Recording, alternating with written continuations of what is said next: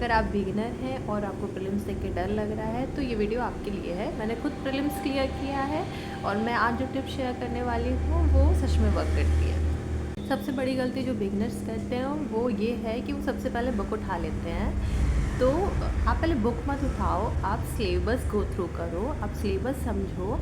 और सबसे बड़ी बात है कि प्रीलिम्स आपसे स्ट्रैटेजी मांगती है, एक्यूरेसी मांगती है और स्पीड मांगती है। तो ये चीज़ें दिमाग में रखिए कि आपको स्पीड बढ़ानी है विद एक्यूरेसी और एक स्ट्रैटेजी के साथ ही आपको प्रिपरेशन स्टार्ट करनी है। अगर आप बिगिनर हैं तो आप तीनों सब्जेक्ट एक साथ स्टार्ट मत करिए।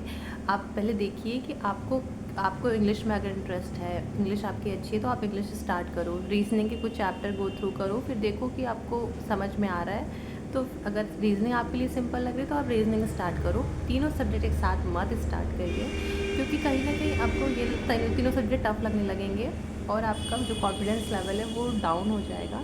तो सबसे पहले कॉन्फिडेंस बिल्ड करना है, तो एक ऐसा सब्जेक्ट चूज़ करना है पहले जिसमें आप ऑलरेडी आपको आता है और आप तुरंत उसको आप ग्रैस्प कर सकते हैं। थर्ड चीज़ है कि बिगनर क्या होता है, वो मॉक देने से डरते हैं कि मॉक में कम नंबर आएगा, तो मतलब ये सोच के वो मॉक नहीं देते हैं। चाहे कितने भी कम मार्क्स क्यों ना आए, आप मॉक्स दीजिए। आप मॉक्स देंगे तभी आपको पता चलेगा कि आपके कितने टॉपिक रेडी हैं, कहाँ कहाँ आपको नहीं आ रहा है। और सबसे बड़ी चीज़ कि आप तुक्का मत मारिएगा, तुक्का बिल्कुल भी नहीं। जो क्वेश्चन आपको आ रहा है सिर्फ उतना ही टिक करिए, उतना ही सॉल्व करिए। जो नहीं आ रहा उसको तुक्का मत मारिए, क्योंकि तुक्का की कोई चांसेस नहीं कि आप निकाल पाओगे। ठीक है, तो आप अपने मार्क्स बढ़ाने के लिए आप तुक्का मार लो, बिल्कुल नहीं, ऐसा मत करना। और जो बिगिनर्स हैं वो मैं कहूँगी आप रोज़ एक मॉक ज़रूर दो। आप चैप्टर्स गो थ्रू करो, वीडियोस देखो, लेकिन आप एक मॉक ज़रूर दो ताकि आपको पता चले कि आपको क्या आ रहा है क्या नहीं आ रहा है। कम मार्क्स आएंगे, कोई दिक्कत नहीं है। अगर कम मार्क्स आ रहे हैं मॉक में तो ये नॉर्मल है। मॉक सिर्फ आपको पढ़ने के लिए नहीं होता, वो आपकी गलतियाँ पकड़ने के लिए होते हैं। तो आप मॉक्स को अपना ये समझ के दो कि आपकी गलतियाँ कहाँ हो रही हैं, आपको वो पकड़ना है। ठीक है, तो मॉक ज़रूर दीजिए, पर डे एक मॉक ज़रूर दीजिए। इससे आपका कॉन्फिडेंस लेवल भी बिल्डअप होगा। मार्क्स अगर अच्छे आएंगे तो आपको पहले दिन आपका बेकार आएगा, फिर आप जैसे 15 डेज़ 16 डेज़ जैसे क्रॉस होगा ना, तो आपको खुद समझ में आएगा कि आपके मार्क्स इंक्रीज़ हो रहे हैं। तो टाइम टू टाइम वो इंक्रीज़ होते जाएंगे, बट एनालिसिस बहुत इंपॉर्टेंट है। अगर आप कोई मॉक दे रहे हो आप उसको एनालाइज ज़रूर करो, क्योंकि एनालिसिस ही प्रीलिम्स क्लियर कराती है। तो कोई भी मॉक दो प्रीलिम्स का, तो आप उसको एनालाइज ज़रूर करो। अगर आप 1 घंटा मॉक दे रहे हो, 2 घंटा आप एनालिसिस में दो। इतना टाइम लगेगा बिगिनर्स के लिए, इतना टाइम लगेगा ही लगेगा, तो उसमें घबराना नहीं। आप मॉक्स दो, एनालाइज करो, गलतियाँ पकड़ो, उसको ठीक करो। प्रीलिम्स में बिल्कुल मत सोचिएगा कि 20 मिनट हो गए और आपके क्वेश्चंस नहीं हुए, 2 क्वेश्चन नहीं हुए, ऐसे बिल्कुल भी मत सोचिएगा। आप 4 क्वेश्चन भी अटेम्प्ट करो ना तो बहुत ही गुड है, क्योंकि अब बिगिनर हो तो आपको थोड़ा टाइम तो लगेगा। तो कॉन्फिडेंस लेवल अपना इंक्रीज़ ही रखिएगा। ये मत सोचिएगा कि कम मार्क्स आ रहे हैं, बिल्कुल भी नहीं। आप अभी धीमे धीमे ही मार्क्स इंक्रीज़ होते हैं। आप अगर रोज़ मॉक दोगे ना, आपको 10 to 15 डेज़ के बाद आपके मार्क्स खुद इंक्रीज़ होंगे और आपको खुद एनालाइज होगा, और फिर आप धीमे धीमे आपको कॉन्फिडेंस लेवल बिल्ड होगा। आप बहुत लोग होते हैं जो प्रीलिम्स देखते हैं, मॉक दे देते हैं, फिर उनको लगता है कि नहीं हो पाएगा मेरे से, छोड़ देते हैं। बट ऐसा बिल्कुल भी नहीं करना है।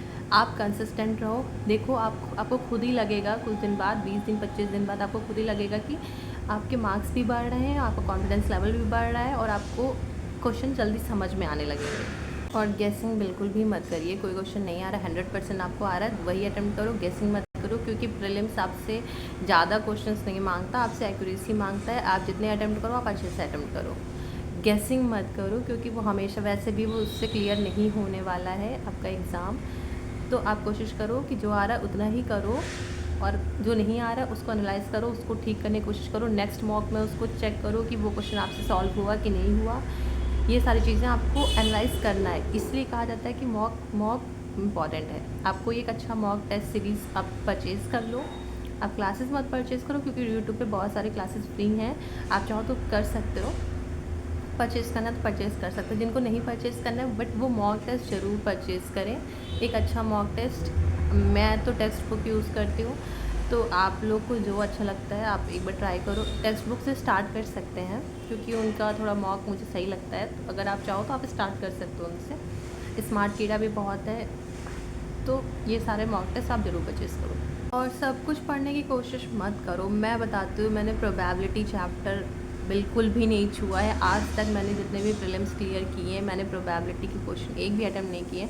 आपको जो लग रहा है कि आप नहीं आ रहे वो चैप्टर, आप वो लेफ़्ट कर सकते हो, आप उसको लीव कर सकते हो। कोई इम्पॉर्टेंट नहीं है एक क्वेश्चन से या 2 क्वेश्चन से। जो आते हैं आपको, आप उसमें अच्छे बनो। जो नहीं आते उसमें कोशिश करो कि उसको बेटर कर पाओ, अगर आपको समझ में आ रहा है तो। अगर नहीं आ रहा है तो आप कोई चीज़ लेफ़्ट भी कर सकते हो। आप प्रीलिम्स में फ़ेल हो रहे हो तो ये नहीं दिखाता कि आप वीक हो, ये आपको दिखाता है कि आपकी अप्रोच अभी भी सही नहीं है। आपको राइट स्ट्रैटेजी, राइट अप्रोच की ज़रूरत है। तो हमेशा प्रीलिम्स से डरना नहीं है। आप राइट अप्रोच रखो, अपनी टू डू लिस्ट बनाओ रोज़ की, कोशिश करो वो टू डू लिस्ट पूरी करने की, और बिल्कुल घबराने की ज़रूरत नहीं है। हमेशा जो बिगिनर होते हैं, वो बहुत बिगिनर्स होते हैं जो मतलब लेफ़्ट कर देते हैं कि मेरे से नहीं होगा, बट जो लगे रहते हैं ना उन्हीं का क्लियर होता है। अगर आप बिगिनर एस्पिरेंट हो और आप ये 2026 में तैयारी करने का सोच रहे हो, तो ज़रूर अगर आपको कोई दिक्कत होगी तो आप इस वीडियो में कमेंट में ज़रूर मेंशन करिएगा, ताकि मैं नेक्स्ट वीडियो आपके लिए बना पाऊँ। तब तक के लिए थैंक यू, मिलते हैं नेक्स्ट वीडियो में।